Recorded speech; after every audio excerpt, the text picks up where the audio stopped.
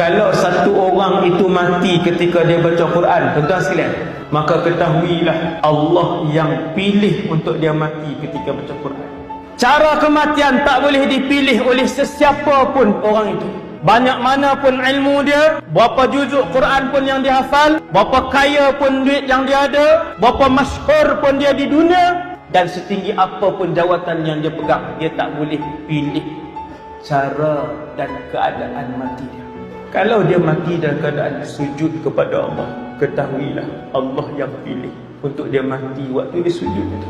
Saya belum pernah melihat sesiapa pun yang boleh menandingi makcik itu, yang mati dalam keadaan sujud kepada Allah pada malam Jumaat pada bulan Ramadan selepas berbuka puasa. Tunjuk seorang kat saya, dan dia jiran saya.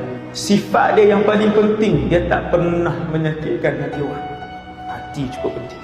Hak orang, sakit hati orang, maruah orang, tipu orang, jangan. Makcik, saya tidur dengan mendengar bacaan Quran, dan saya bangun subuh dengan mendengar bacaan Quran beliau.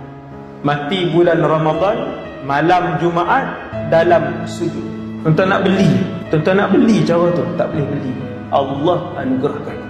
Dan sesiapa yang mati dalam keadaan mabuk, naik kereta, aksiden, mati, mabuk, Nabi sebut dia bangun di mahsyar dalam keadaan botol arak masih disenteng di bahunya, berjalan ke mahsyar dalam keadaan mabuk, terhuyung hayang ke kanan dan ke kiri. Kerana tiap-tiap orang mati dengan cara dia hidup dan dibangkitkan oleh Allah dengan cara kematiannya.